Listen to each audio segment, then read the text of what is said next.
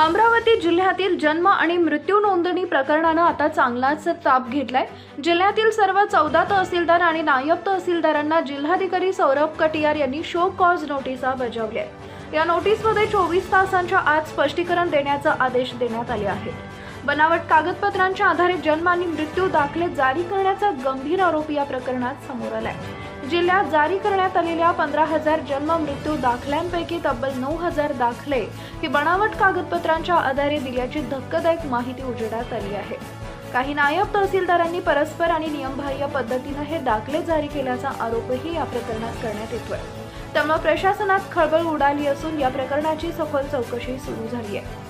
या प्रकरणात राजकीय वळणही मिळालंय।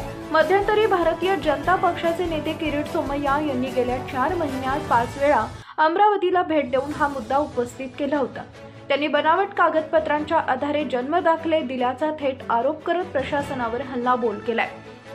आता जिल्हाधिकाऱ्यांच्या या कारवाईमुळे सोमय्या यांच्या आरोपांना बळ मिळाल्याची चर्चा सुरू झाली आहे। जिल्हाधिकारी सौरभ कटियार यांनी या प्रकरणाची गांभीर्याने दखल घेत तातडीने पावलं उचलली आहेत।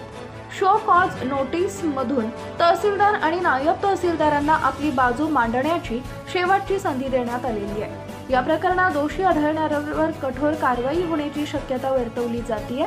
दरम्यान हे प्रकरण आता काय वळण घेणार आणि याचा राजकीय परिणाम कसा होणार याकडे सर्वांचं लक्ष लागलंय। Subscribe now and press the bell icon. Never miss an update.